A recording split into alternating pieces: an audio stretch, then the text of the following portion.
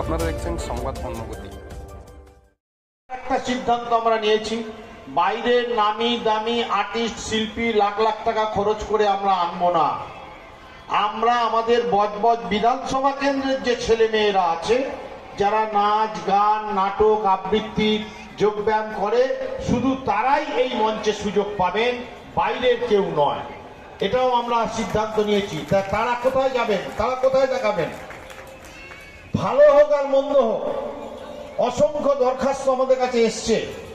আমরা সবাইকে সুযোগ করে দিতে পারিনি, কারণ 4 দিনের এই সংক্ষিপ্ত সময়।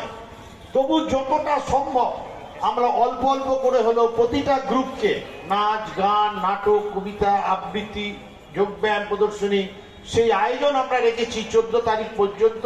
প্রতিদিন বিকেল 5টা থেকে এই মঞ্চে রাত্রি 10টা 11টা পর্যন্ত চলবে। আপনারা আসবেন, আপনারা উপস্থিত থেকে উৎসাহিত করবেন আমাদের লোকাল ছেলে মেয়েদের, তরুণ তরুণী যুবক যুবতীদের। তাদের যে চর্চা, তাদের যে অনুশীলন, তারা যেন উৎসাহিত হয়, অনুপ্রাণিত হয়, সাহস পায়। তারা যেন আগামী দিনে আরো ভালো জায়গায় গিয়ে আমাদের বজবজের নাম উজ্জ্বল করতে পারে। তাই আপনাদের এসে তাদের উৎসাহিত করবার আবেদন জানাই। হাসপাতালে রেফার করা হবে, এই যে কর্মসূচি আমাদের মাননীয় সাংসদ অভিষেক ব্যানার্জি গ্রহণ করেছেন। সাংসদ হওয়ার পর থেকে এই ডায়মন্ড হারবার লোকসভা কেন্দ্রের মানুষদের জন্য একের পর এক নজিরবিহীন অভিনব অভূতপূর্ব জনহিতকর কর্মসূচি তিনি গ্রহণ করেছেন। তার মধ্যে প্রায় শ্রেষ্ঠ হতে চলেছে এই সেবাশ্রয়। ডায়মন্ড হারবারে গত 2রা জানুয়ারি তিনি এই কর্মসূচির উদ্বোধন করেছেন। আমরা সেখানে উপস্থিত ছিলাম।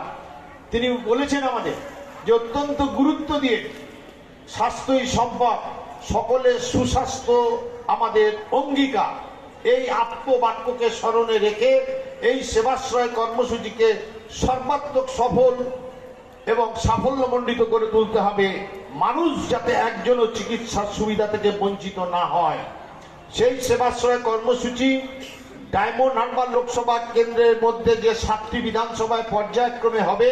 আজকে ডায়মন্ড হারবার বিধানসভা কেন্দ্রে শেষ হয়েছে, আগামীকাল ফলতা বিধানসভা কেন্দ্রে 10 দিন ব্যাপী এই সেবাশ্রয় শুরু হবে।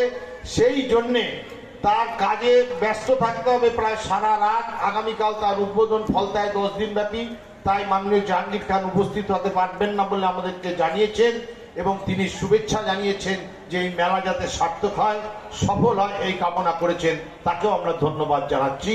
আর আমাদের সাংসদের এই কর্মসূচি আমাদের বজবজ বিধানসভা কেন্দ্রে 42টা জায়গায় ক্যাম্প হবে।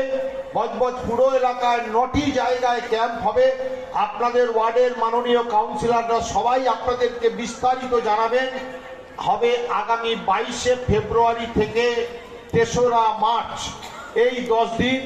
আবার রিপিট, যদি রেফারেল কেস থাকে বা ডাক্তারবাবুরা যে প্রেসক্রিপশন করছেন, ওষুধ দিচ্ছেন, পুনরায় দেখাবার প্রয়োজন থাকে, তার জন্যে 300 জায়গায় যে ক্যাম্প হবে 16ই মার্চ থেকে 20শে মার্চ, এই 5 দিন, এই 300 ক্যাম্পেই